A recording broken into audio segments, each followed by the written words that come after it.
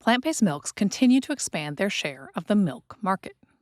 Some see this shift as a palatable disruption, where people are encouraged to care enough about the environment, health, and animal welfare to adopt plant-based milks, but ultimately remain consumers of a commodity food. Do people even need to consume milk, whether plant-based or dairy? Recent guidelines from the Academy of Nutrition and Dietetics recommend that 1 to 2-year-old children consume whole cow's milk, explicitly stating that plant milk should be avoided with the exception of soy milk.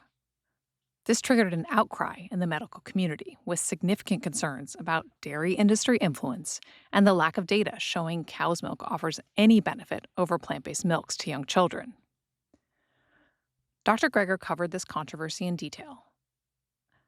After weaning, milk of any kind is not required, and in fact should not be relied upon as a main source of calories.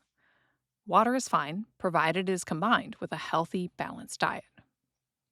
U.S. federal nutrition policy and dairy industry promotions have long recognized dairy milks as a high-quality source of protein and calcium. However, although cow's milk is rich in calcium, it does not appear to reduce bone fractures.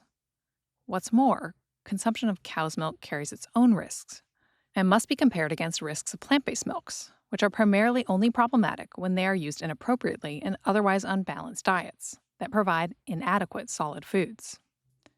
Some milk products, whether dairy or plant-based, are fortified with vitamin D or vitamin A. Plant-based milk alternatives could benefit from nutrient density standards, particularly if individuals rely on them as sources of protein and calcium. In a survey of plant-based milk alternatives in the U.S. market, only soy milk served as a good source of protein, with around 7 grams per cup, and were consistently fortified. Most other plant-based milks, like almond, rice, coconut, hemp, flaxseed, and cashew milks, are not great options for toddlers and young children. They have inadequate nutrient profiles to meet needs for protein, calcium, and vitamin D. Other fortified plant-based milks, like pea milk and possibly oat milk, might be more reasonable options for young children who need an alternative to soy milk. But not everyone agrees. Others recommend that other fortified plant beverages, like oat or almond milk, are only okay for older children. Globally, soy milk has dominated the plant milk market, making up more than 50% of global plant milk production. But oat milk's popularity continues to grow steadily, outperforming others like almond milk and coconut milk. Oat milk came to the U.S. market about 30 years ago, but only recently, with the arrival of the Swedish brand Oatly and its strategic marketing campaign, did oat milk start overtaking soy milk as the number 2 plant-based milk sold in the United States. In Europe, oat milk has become the number 1 most widely consumed plant milk. With more oat milk appearing in refrigerator cases at grocery stores, how does it compare to other plant milks, particularly NutritionFacts recommended unsweetened soy milk? In terms of calcium and vitamin D, oat and soy milks have similar amounts to cow's milk. Soy surpasses oat in terms of protein content, and soy milk is generally lower in added sugar. But there's considerable variation, with unsweetened and very sweetened options on the market. An important caveat to note is that fortification of plant-based milks can differ by global region.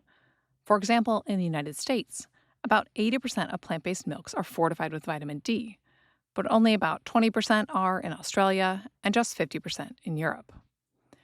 As some people rely on milk for calcium and vitamin D sources, this is your reminder to check the nutrition labels, whether for added sugar content or fortification, so you know exactly what you are or are not getting. What happens when you put oats to the test for cholesterol? People's LDL can drop 10 points from eating 2 small servings of oatmeal a day for 8 weeks. Oat-based cold cereals like Cheerios appear to also work, dropping LDL around 7 points more than control in the same time frame. Does oat milk have similar effects? You don't know until it's been put to the test. Oat milk versus soy milk versus cow's milk.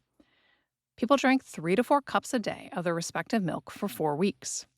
And those who drank oat milk or soy milk had a significant drop in LDL, around 8 points. But drinking cow's milk had no significant effect. A slightly larger trial of about 50 men had similar results for oat milk, an 8-point drop in LDL over 5 weeks for those drinking 3 cups of oat milk per day, versus no effect in the control group drinking rice milk. So, 3 cups of oat milk has similar effects on LDL cholesterol as a cup and a half of cooked oatmeal. Some of these cholesterol lowering effects may be due to the beta glucan fiber in oats. Oats are one of the few foods, because of their beta glucan content, that can have a health claim for lowering heart disease risk put on their packaging. But the soy protein in soy milk can too.